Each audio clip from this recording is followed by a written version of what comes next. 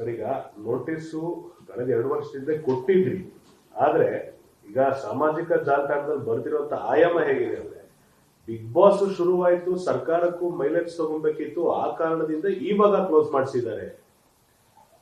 ನೋಡಿ, ಮಾಲಿನ್ಯ ನಿಯಂತ್ರಣ ಮಂಡಳಿಯವರು ಕೊಟ್ಟಂತ ನೋಟಿಸ್ಗೂ ಅಥವಾ ಕ್ಲೋಸರ್ ಆರ್ಡರ್ಗೂ ಬಿಗ್ ಬಾಸ್ ಕಾರ್ಯಕ್ರಮಕ್ಕೂ ಯಾವುದೇ ರೀತಿಯ ಸಂಬಂಧ ಇಲ್ಲ.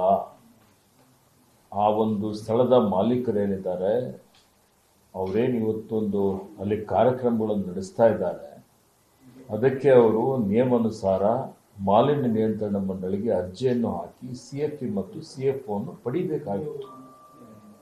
CFE CFO ತೆಗೆದುಕೊಳ್ಳಿ ಅಂತ ಹೇಳಿ ನಮ್ಮ ಇಲಾಖೆ ಅಧಿಕಾರಿಗಳು ಬಹಳ ಸಲ ಅವರಿಗೆ ಮನವರಿಕೆ ಮಾಡಿಕೊಟ್ಟು ಕಾನೂನು ಪಾಲನೆ ಮಾಡಬೇಕು ಅಂತ ಹೇಳಿ ಪ್ರಯತ್ನ ಮಾಡಿದ್ದಾರೆ. ಅವರು ಅದಕ್ಕೆ ಕ್ಯಾರೆ ಅನ್ನಲಿಲ್ಲ. ಹೀಗಾಗಿ ಇವತ್ತು ಇಂಥ ಒಂದು ಕಠಿಣವಾದಂಥ ನಿರ್ಧಾರವನ್ನು ತೆಗೆದುಕೊಂಡಿದ್ದಾರೆ ಅನ್ನುವಂಥ ಒಂದು ಮಾಹಿತಿ ನನಗೆ ಇದೆ. ಹೀಗಾಗಿ ಅದಕ್ಕೆ ಯಾವುದೇ ರೀತಿಯ ಬೇರೆ ಉದ್ದೇಶ ಇಲ್ಲ ಅನ್ನುವಂಥದ್ದು ಭಾಳ ಸ್ಪಷ್ಟವಾಗಿ ನಾನು ಇಲ್ಲಿ ಹೇಳಲಿಕ್ಕೆ ಬಯಸ್ತಾ ಇದ್ದೀನಿ. ಕಾನೂನು ರೀತಿಯ ಕ್ರಮ ಆಗಿದೆ.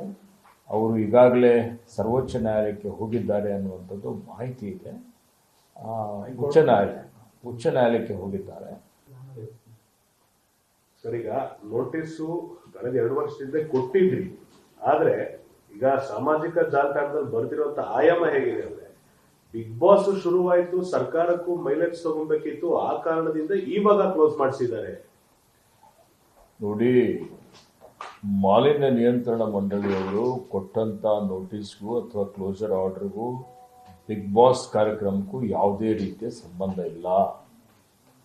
ಆ ಒಂದು ಸ್ಥಳದ ಮಾಲೀಕರೇನಿದ್ದಾರೆ ಅವರೇನು ಇವತ್ತೊಂದು ಅಲ್ಲಿ ಕಾರ್ಯಕ್ರಮಗಳನ್ನು ನಡೆಸ್ತಾ ಇದ್ದಾರೆ, ಅದಕ್ಕೆ ಅವರು ನಿಯಮಾನುಸಾರ ಮಾಲಿನ್ಯ ನಿಯಂತ್ರಣ ಮಂಡಳಿಗೆ ಅರ್ಜಿಯನ್ನು ಹಾಕಿ CFE ಮತ್ತು CFO ಅನ್ನು ಪಡಿಬೇಕಾಗಿತ್ತು. CFE CFO ತೆಗೆದುಕೊಳ್ಳಿ ಅಂತ ಹೇಳಿ ನಮ್ಮ ಇಲಾಖೆ ಅಧಿಕಾರಿಗಳು ಬಹಳ ಸಲ ಅವರಿಗೆ ಮನವರಿಕೆ ಮಾಡಿಕೊಟ್ಟು ಕಾನೂನು ಪಾಲನೆ ಮಾಡಬೇಕು ಅಂತ ಹೇಳಿ ಪ್ರಯತ್ನ ಮಾಡಿದ್ದಾರೆ. ಅವರು ಅದಕ್ಕೆ ಕ್ಯಾರೆ ಅನ್ನಲಿಲ್ಲ.